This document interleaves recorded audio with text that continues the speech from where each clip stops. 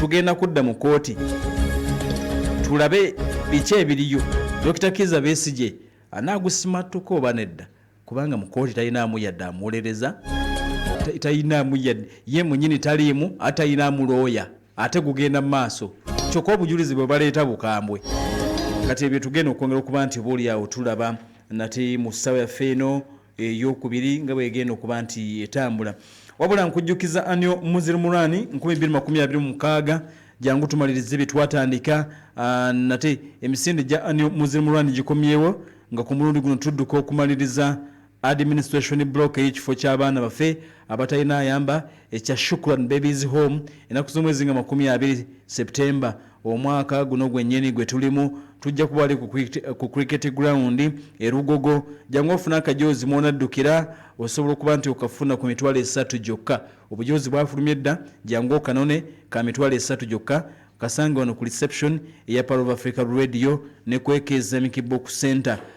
Bagamba nti ku mulundi guno tetudduka buddusi wabula tuddukira nsonga Annual Muslim Run wali ku Rugogo Cricket Oval ennaku z'omwezi nga 2 omwezi ogujja. Kale enteekateeka ezo nazo bwezityo bwe ziri. Fungiza tukole naye akomyewo ne ku mulundi guno jangu tujanjabaze bye tutunda, tusensera akatale omukisa okuyiga ennunda y'embuzi y'omulembe, ennima y'ebyennyanja egoba obwavu, ennima n'entunda y'emmwanyi ereeta akasiko ku matawa g'omulimi, engeri gy'ofuna mu nkoko nga tozirunze, ensuubula y'ebweru w'eggwanga ey'amagoba. Obadde okimanyi nti omusiraamu n'obusuubuzi tobaawula. Byonna mu Fungiza tukole 2026 agenda kubeera wali ku Kalamu House okumpi ne Uganda Museum na ku 2 nga 10 omwezi ogw'ekumi n'enkera nga 11 omwezi ogw'ekumi. Tiketi za mitwalo 2 gifune wano ku Pala FM. Ojja kujja wano ku reception ya Power of Africa Radio ofune tiketi yo eya Fungiza tukole 2026 ya mitwalo 2. Kale sambya kugenda maso n'okuba nti obaoliawo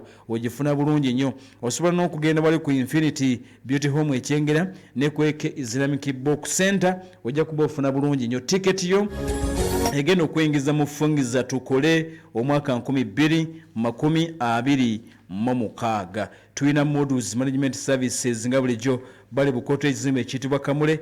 Abo be bakujja kuswesa opangisa gomuna falengo okweyo kwiguma n'abapangisa olina ekizimbe kyo apartment oba akeedi tufaayo. Bagamba nti bakwase ekizimbe bakubangize ogenda kufuna ssente zo mu budde ate nga ssente ezo za wamu. Uganda ebanafaabo aba Modus Management Services esimu yawe bwe beetaze gwe Land Road eri 075 973 noti 5 97 noti 778 5125 53 noti 754 0668 noti emu. Esimu eyo ya WhatsApp ojja kuba ati banafaabo aba Modus Management Services ojja kuba ati obafuna bulungi nnyo. Tugenda okweyongerayo akadde kano kennyini.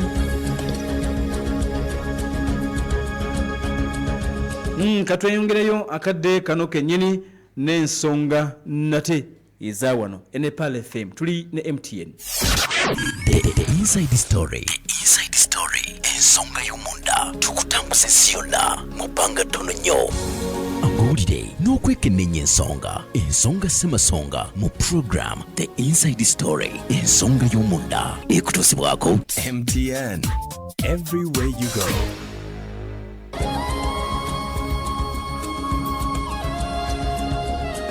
Okay.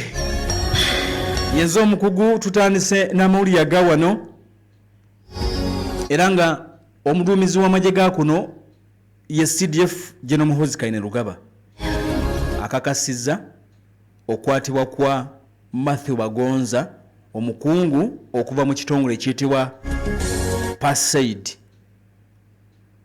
Yes, ekitongole ekiyitibwa PASAID ekikulirwa mukodomi we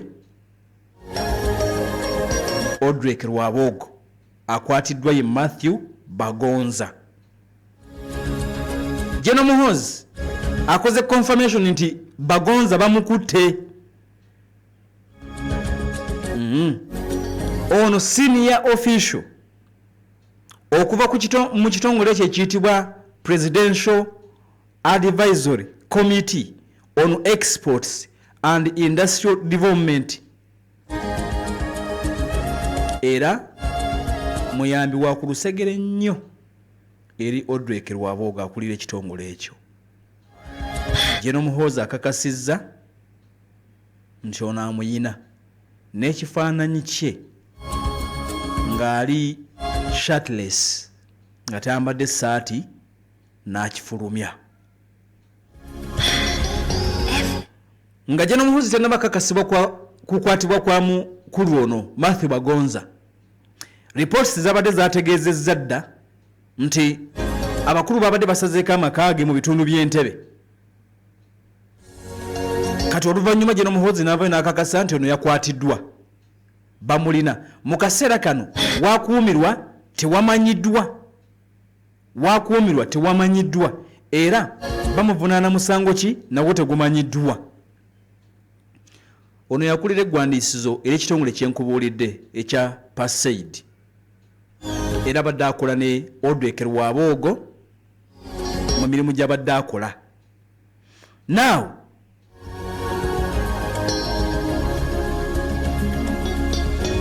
Jeno Muhoozi Kayini Lugaba nga ye CDF ye muduumizi w'amagye ag'oku Ntiko, ye muduumizi w'amagye ga kuno. Jeno Muhoozi Kayini Lugaba abadde ajja ategeeza ng'ono wajja okukwatibwa era avunaanibwe. Yategeeza nti era yategeezezza gye buvuddeko nti singa agezaako Odrek Rwabogo akulira ekitongole ono mwabadde akola, singa naye agezaako okontakitinga security bajja kumukwata. Okusinziira ku tweet Jeno Muhoozi yetaddeyo kiraga nti Odrek Rwabogo yabadde agezezzaako n'okulaba nga okulaba nga ayogera n'abakulu mu security.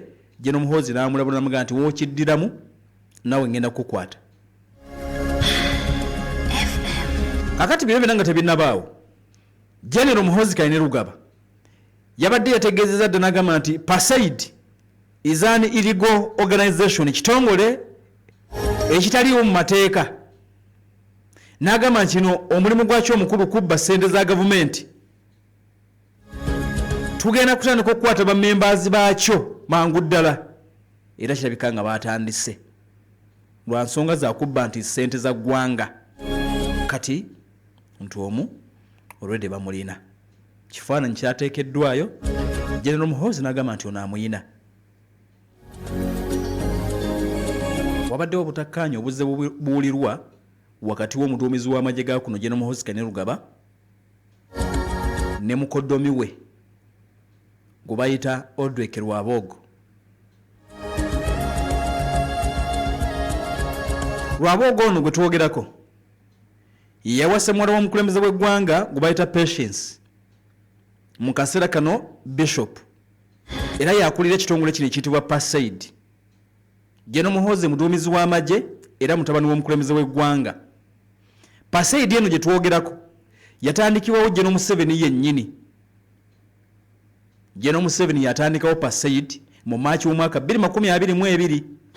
Ensonga lwaki yatandikawo Pasaid yali yakulaba nga egezaako okunoonyeza Uganda akatale, ebintu bya Uganda ebiri wano, products Uganda byefulumya binoonyezebwe akatale ebweru w'eggwanga, okuimprovinga ku mutindo gw'ebintu Uganda byetwala ebweru w'eggwanga, n'okulaba nti ekitongole kino kipromotinga okula kw'amakolero mu Uganda. Kati babeera nnyo mu kukola kye bayita trade hubs, buyers conferences ne export oriented enterprises bebasinga. Uganda etunze etya ebintu ebweru. Ekitongole ekyo kyateekebwa wansi oba kikulirwa Odrek Rwabogo, kyekigenda ne kinoonya akatale ak'ebintu Uganda byetunda ebweru. Kati mutabani w'omukulembeze w'eggwanga nkugambye 2022 Jeno Museveni yennyini yagenda maaso n'okuba nti akiteekawo. Kati mutabani w'omukulembeze w'eggwanga yennyini agamba nti tekiriwo mu mateeka. Abakulu mu byokwerinda ng'oggyeko ebigambo bya Jeno Muhoozi ng'aleeta ku mukutu gwe gwa X tebannaba kubaako kyonna kibayogera omukadde kano, ate nga ne akulira ekitongole kino ekya Pasaid gwe bayita Odrek Rwabogo mukoddomi w'omukulembeze w'eggwanga era mukoddomi wa General Muhoozi naye abadde tannaba kufulumya statement yonna bwe tujjidde ku mpewo wanabaawo ekirala ekivuddeyo tujja kubuulira naye ng'omukungu abadde akulya eggwandiisizo lya Pasaid akaseera kano baamukutte dda n'ekifaananyi twakirabyeko nga tali mu ssaati. General Muhoozi y'omu era ng'asinziira ku X avudde n'ategeeza n'akakasa n'agamba nti 231 muli naye. General Muhoozi ategeezeza ng'asinziira ku X n'agamba nti 231 agenda kwesimbawo ku ntebe y'obukulembeze bw'eggwanga.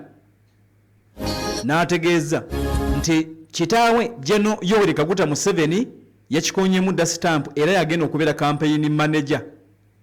231 General Muhoozi agamba nti agenda kwesimbawo era taata we General Museveni Yoweri Kaguta Tibuhaburwa yagenda okuba campaign manager. Kino kyo kyogedde dda. Era abadde bize mu 20 yise General Muhoozi Kayinani Lugaba y'omu abudde n'ategeeza nti kitaawe General Yoweri Kaguta Museveni omukulembeze w'eggwanga yalamulagidde dda ate eyali speaker parliament y'eggwanga Anita Amongo bamugambye dda ateebwe. Anita Amongo balagidde dda agende maaso n'okuba nti ateebwa. General Muhoozi Kayinani Lugaba nga tatuwadde details yagambye nti General Museveni yamulagidde Anita Amongo ateebwe okuva mu house arrest era nti kigenda kuteekebwa mu nkola. Tetumanyidde ne bwatu byategeezezza. Anita Amongo jjukira nti baamukolako okunoonyereza ebitongole omuli CID baamukolako okunoonyereza omwali n'okubowa ebimu ku byobugagga bye ng'alina emisango egyekuusa kubulankanya ensimbi ez'eggwanga lino.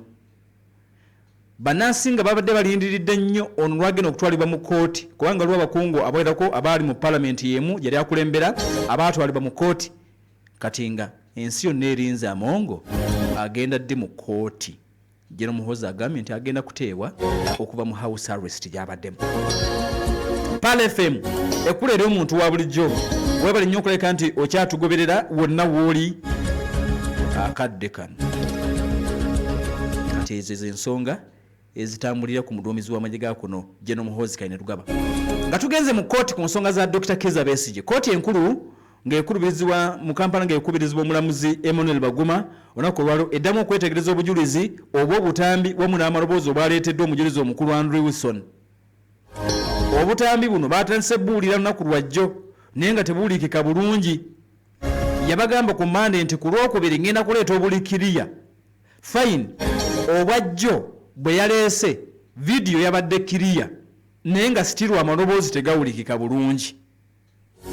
Kyawaliriza kooti kubanga obutambi buno bwa ssaawa 2 n'eddakiika 20 audio recordings zino era kyawaliriza kooti okuba nti yatuuse n'okuva mu kooti room mu babadde mu kooti babadde room mu babadde batuuse okugikyusa ne bagitwala awalala olw'okuba nti babadde n'obuzibu okuwulira ebyabadde mu butambi buno nga kituufu olengera video naye nga bebayogerera stiiru tobiwulira. Kakati abakulu bagambye nti kyaze lwakuba nti wabaddewo technical problems, poor quality equipment mu courtroom mu babadde bawuliririza kati ne basooka ne bakyusa ekifo bagezaako okuwulira bino ebiri mu butambi. Video bw'oziraba olengera Joel Wakayima face erabika bulungi. Dr. Kizza Besigye gwe mumanyi obulungi naye ng'omulaba bulungi naye be bayogera bikyaganye okuva ku Mande nejjo obutambi babuwulira bwa ssaawa 2:20 babuwulira babulaba naye amaloboozi tegannaba kutegeerekeka. Amaloboozi tegannaba kutegeerekeka. Kooti neetuuka n'okukyusa room balabe mu room bamagenda okudda Bible oba ene ewaawala nnyo oba eri enaagira naye tebinnaba kutegeerekeka. Video erabika nti ono Besigye ono Wakayima ono Orlando naye audio yabadde tannaba akyaganye era bwakira tiwannabawo kigambo kiri awo kitegeerekeka kiwulirwa mu video eno gye babalaze olunaku olwajjo. Kyokka obuzibu ampuliriza obulala oba abadde ku vidiyo eno kwe kuba nti deeti zaayo omukulu yabategeeza nti akatambi yakakwata 2024 naye deeti ezabaddeko ate nga ziraga mwaka gwa 2020 awo ne wavaawo nawo ebibuuzo. Orlando agamba nti akatambi ka 2024 kyokka akatambi kaliko deeti mwaka 2020 kati engeri gyakyannyonnyola ekyo nekyajja kukinnyonnyola kooti lwaki akatambi ka 2024 ate kaliko mwaka gwa 2020. naye nga obuzibu mbagambye nti bukyali ku maloboozi. bw'olaba vidiyo eyaleeteddwa olunaku olwise yabadde somehow kiriya ng'olengera Besigye yennyini naye amaloboozi gakyagaanye. Akatambi kano balina okuwulira eddoboozi bategeere nti ddala Besigye yali ali ku bibye ne Orlando ne Wakayima kubanga vidiyo obalaba naye nga tumanyi bye boogera oba kituufu baali boogera kujja ku gavumenti. Wakyali obuzibu n'olunaku olwaleero kooti esuubiddwa egenda kuddamu etuule bw'enaaba esobodde okufuna amaloboozi gano n'egawulira bulungi nja kujja mbibabuulire. NPAL FM The Inside Story bwe tubetambula ngenda kutwalako katono ewa Dr. Kayima asooka kujjanjabe yeyamise eddagala ly'emmere n'obutonde. Masanyalaze 2 in 1 ali mu mpeke ku makya 2 kawungezi 2 ku mitwalo 5 bonaakuba essimu nga bukyali deriva agenda kuba wabwerere bagamba nti gwe omwami kyebakuleetedde tokirabangako empeke zigenda kuba zikutaasa. Dr. Kayima ebisinga kabikubuulire oluvannyuma tugenda kweyongerayo n'eggwanga ku ggwanga. Neyanza nnyo ssibo neyanza Mwami Lukungu Nuhu abawuzi aba PAL FM mbalamusizaako nnyo amannya nga bulijjo mpitibwa omusawo Kayima Abdul